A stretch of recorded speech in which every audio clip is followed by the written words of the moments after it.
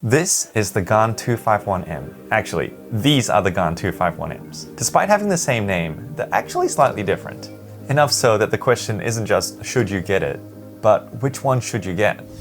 This video was made possible by Daily Puzzles, home to hundreds of cubes at the best prices, and that's even before the extra 10% off that you get as one of my viewers. Just use the code TINGMAN at the checkout. Every new cube always claims to be the best at something, and this is no exception. Compared to other mainstream magnetic 2x2s, the 251M is the largest, tied with the Vork 2M. It's also the lightest, and not by a small margin, a whole 20% lighter than the next in line, not including other GAN 2x2s. It's a huge difference. It's also the most expensive 2x2 to have hit the market. But this is GAN we're talking about, the Apple of cubing companies. We happily give them our money because that's what cult members do. Sorry, just kidding. Well, mostly. I mean, the premium quality and design you get with Apple products is what you get here too. A strong core with 4 sets of GES nuts to fine-tune tensions, symmetrical weight distribution with anti-pop and twist technology, and a ridiculous 48 magnets on board, which I confess I really like being able to see.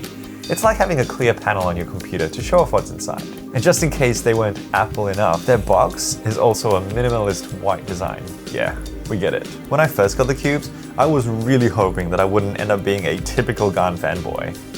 And I failed. On the upside, I might have set an unofficial world record of 4 seconds. That is the time spent with the new cube before 100% deciding that it was going to become my main.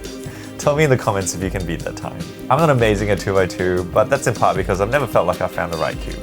I must have big hands because I find most 2x2s too small, or disproportionately heavy, or inconsistent with magnet strength. The 251M ticks every box for me. It's that perfect size of the Vork 2M, combined with the smooth turning of the NGC, the consistency of the WAPO, and the lightness of its predecessor, the GAN 249M. Without its yucky frosted feeling. I mean, what were they even thinking? I don't know how GAN did it, but they did. When I'm using this cube, it feels like the only thing holding me back is my skill. And to me, that's when you know that you found the right cube. All this, however, leads me to one unanswered question. Why are the two versions so different? The stickered version of the cube is 51 grams, has smooth edges, and what can only be described as a hollow feel to it. The stickerless version is 55 grams, has sharper edges, slightly more sandy turning, and a fascinating matte feel that's unlike anything I've felt before. Now, if you know me, you'll know that I always prefer stickerless puzzles because I find it easy to spot colors and I don't have to worry about stuff peeling off. I assumed that would be the case here as well, but once the cubes were in my hands, I suddenly wasn't sure. I really wanted to like the stickerless version more, but the stickered one just felt like it turned better. It was really confusing. I finally decided to let the numbers speak for themselves, and so I did 400 solves on each cube over the course of 2 weeks. The result? An average of 5.85 seconds on the stickered and 5.98 on the stickerless. Yup. A margin probably too tiny to be considered of, any statistical difference. But in a game where every millisecond counts, I'll take that difference. So should you get this cube? In my opinion, yes, 100 times over.